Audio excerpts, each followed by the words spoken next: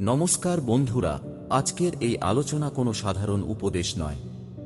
এটি এমন এক গভীর জীবন দর্শন যা হাজার বছর আগে মহাজ্ঞানী চাণক্য মানবজীবনের জন্য রেখে গিয়েছিলেন এবং যার জীবন্ত উদাহরণ পাওয়া যায় জ্ঞানী রাজা জনকের জীবনে। সময় বদলেছে, সভ্যতা বদলেছে, মানুষের জীবনযাত্রা বদলেছে, কিন্তু মানুষের ভেতরের রাগ, অহংকার, হিংসা, ভয়, লোভ এবং শত্রুতার স্বভাব একটুও বদলায়নি। তাই চাণক্যের শিক্ষা আজও একইভাবে সত্য এবং শক্তিশালী। মানুষ মনে করে শত্রু বাইরে আছে, কিন্তু চাণক্য বলেছিলেন মানুষের সবচেয়ে বড় শত্রু তার নিজের অস্থির মন। কারণ যে মানুষ নিজের আবেগকে নিয়ন্ত্রণ করতে পারে না, সে নিজের হাতেই নিজের জীবন ধ্বংস করে।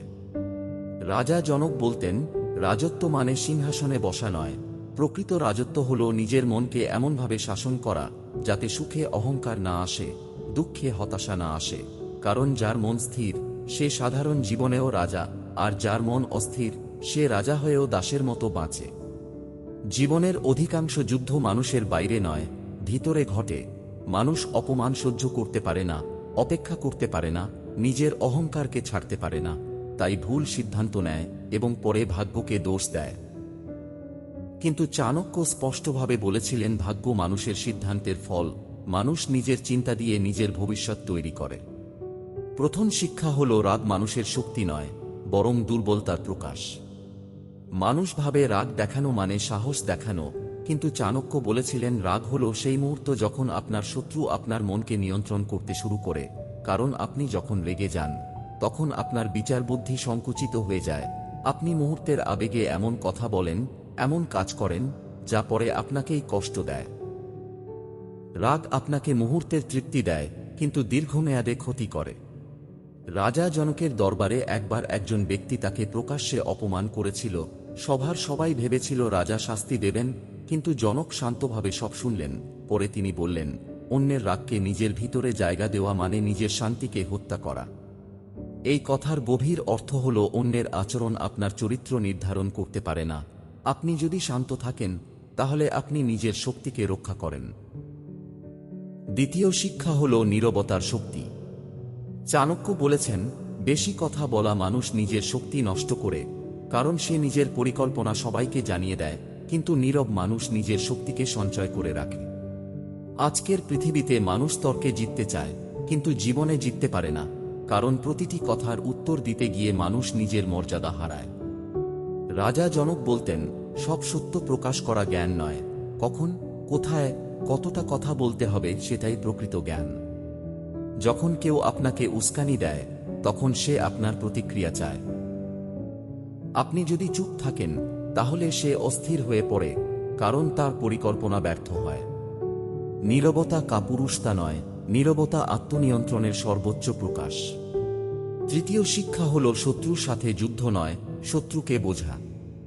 চাণক্য যুদ্ধের আগে শত্রুর মন বুঝতে বলতেন, কারণ যে শত্রুর চিন্তা বুঝে যায় তাকে হারানো সহজ হয়ে যায়। মানুষ সাধারণত কষ্ট পেলে সঙ্গে সঙ্গে প্রতিশোধ নিতে চায়, কিন্তু বুদ্ধিমান মানুষ আগে কারণ খোঁজে। রাজা জনক বলতেন, সমস্যাকে না বুঝে প্রতিক্রিয়া দেওয়া অন্ধের মতো পথ চলার সমান। কেউ আপনাকে আঘাত করলে নিজেকে প্রশ্ন করুন, তার উদ্দেশ্য কি, সে কেন এমন আচরণ করছে। অনেক সময় মানুষের আক্রমণের পিছনে তার নিজের ভয়, হীনমন্যতা বা দুর্বলতা লুকিয়ে থাকে। আপনি যদি কারণ বুঝতে পারেন তাহলে আবেগ নয়, বুদ্ধি দিয়ে সিদ্ধান্ত নিতে পারবেন। চতুর্থ শিক্ষা হল, নিজের উন্নতি সবচেয়ে বড় প্রতিশোধ।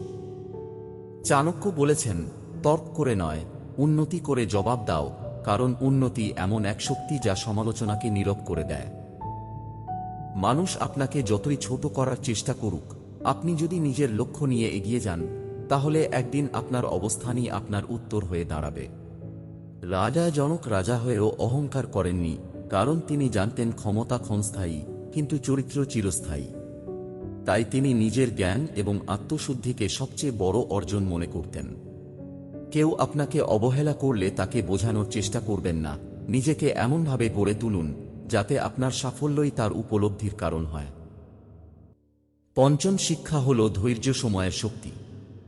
চাণক্য বলেছেন, সময়কে যে সম্মান করে সময় তাকে পুরস্কার দেয়। অধিকাংশ মানুষ দ্রুত ফল চায়, তাই মাঝপথে হাল ছেড়ে দেয়, কিন্তু প্রকৃত সাফল্য ধীরে ধীরে তৈরি হয়। একটি বীজ দীর্ঘ সময় মাটির নিচে অদৃশ্য থাকে, তারপর একদিন বিশাল বৃক্ষে পরিণত হয়। রাজা জনক বলতেন, অপেক্ষা মানে অলসতা নয়, অপেক্ষা মানে প্রস্তুতি। আপনি যখন ধৈর্য ধরে নিজের দক্ষতা বাড়ান, তখন সময় আপনার পক্ষে কাজ করতে শুরু করে।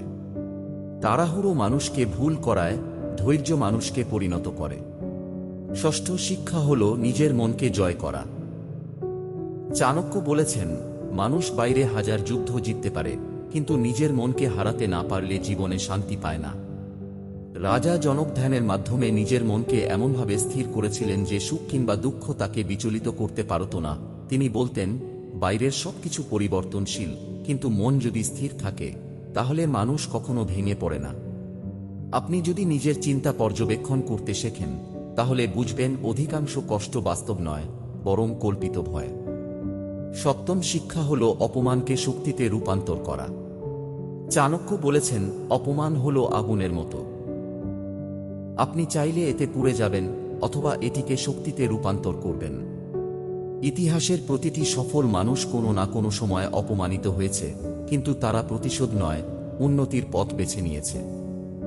রাজা জনক বলতেন, অপমান মানুষকে নিজের সীমাবদ্ধতা দেখায়, তাই অপমানকে ঘৃণা নয়, শিক্ষায় পরিণত করো। অষ্টম শিক্ষা হল কম প্রতিক্রিয়া, বেশি পর্যবেক্ষণ। চাণক্য বলেছেন, যে মানুষ প্রতিটি ঘটনায় প্রতিক্রিয়া দেয়, সে নিজের শক্তি অপচয় করে, কিন্তু যে মানুষ পর্যবেক্ষণ করে, সে পরিস্থিতিকে বুঝতে পারে। রাজা জনক দীর্ঘ সময় নীরব থেকে মানুষের আচরণ পর্যবেক্ষণ করতেন, কারণ তিনি জানতেন মানুষের প্রকৃত চরিত্র কথায় নয়, আচরণে প্রকাশ পায়। আপনি যদি পর্যবেক্ষণ করতে শিখেন, তাহলে ভুল মানুষকে বিশ্বাস করবেন না, ভুল সিদ্ধান্ত নেবেন না। নবম শিক্ষা হল আত্মসম্মান। চাণক্য বলেছেন, মানুষ আপনাকে ততটাই সম্মান দেবে, যতটা আপনি নিজেকে সম্মান দেন। আত্মসম্মান মানে অহংকার নয়, আত্মসম্মান মানে নিজের মূল্য বোঝা। রাজা জনক বলতেন, কখনো এমন জায়গায় নিজেকে প্রমাণ করতে যেও না, যেখানে তোমাকে বারবার ছোট করা হয়, বরং নিজের মূল্য বুঝে নিজের অবস্থান তৈরি করো। দশম শিক্ষা হল শান্ত মানুষই সবচেয়ে শক্তিশালী। চাণক্য বলেছেন, নদী যত গভীর হয়, তার শব্দ তো কম হয়, ঠিক তেমনি জ্ঞানী মানুষ অহংকার করে না। রাজা জনক ছিলেন তার জীবন্ত উদাহরণ। তিনি রাজা হয়েও সাধারণ মানুষের মতো শান্ত ছিলেন, কারণ তিনি জানতেন প্রকৃত শক্তি দেখাতে হয় না, অনুভব করাতে হয়। জীবনের আসল জয় হল নিজের মনকে জয় করা। রাগ মুহূর্তের আনন্দ দেয়, কিন্তু বুদ্ধি স্থায়ী বিজয় এনে দেয়। আপনি যদি নিজের আবেগকে নিয়ন্ত্রণ করতে পারেন, নীরবতা শিখতে পারেন, ধৈর্য ধরতে পারেন এবং নিজের উন্নতিতে মন দেন, তাহলে আপনার শত্রু আপনাকে হারাতে পারবে না, বরং সময়ের সাথে সাথে সে নিজেই হার মানবে। কারণ প্রকৃত জয় যুদ্ধ করে আসে না, প্রকৃত জয় আসে নিজের ভিতরের পরিবর্তন থেকে। তাই আজ থেকেই সিদ্ধান্ত নিন, আপনি আর আবেগ দিয়ে নয়, বুদ্ধি দিয়ে জীবন পরিচালনা করবেন। কারণ যে মানুষ নিজের মনকে জয় করতে পারে, তাকে পৃথিবীর কোনো শক্তিই পরাজিত করতে পারে না। বন্ধুরা, যদি আজকের এই জীবন দর্শন আপনাদের মনে একটু হলেও পরিবর্তন এনে থাকে, তাহলে বুঝে নিন এই ভিডিওটা আপনার জন্যই তৈরি হয়েছিল। কারণ চাণক্য শুধু জ্ঞান দেননি, তিনি আমাদের শিখিয়েছেন কিভাবে নিজের ভেতরের মানুষটাকে জিতে হয়। আর রাজা জনকের জীবন আমাদের দেখিয়েছে, শান্ত মনই আসল শক্তি। যদি এই ভিডিও থেকে কিছু শিখে থাকেন, তাহলে ভিডিওটাকে একটা লাইক দিন। নিচে কমেন্টে লিখুন, আমি বুদ্ধি দিয়ে জীবন চালাবো। আর এমন আরও গভীর জীবন দর্শন পেতে চ্যানেলটা এখনই সাবস্ক্রাইব করুন। বন্ধুরা, মনে রাখবেন, জীবনে সবচেয়ে বড় যুদ্ধ বাইরে নয়, ভেতরে। আর যে মানুষ নিজের মনকে জিতে নেয়, তাকে পৃথিবীর কোনো শক্তি হারাতে পারে না। আজকের মতো এখানেই শেষ করছি। আবার দেখা হবে নতুন কোনো শক্তিশালী জীবন দর্শন নিয়ে। নমস্কার।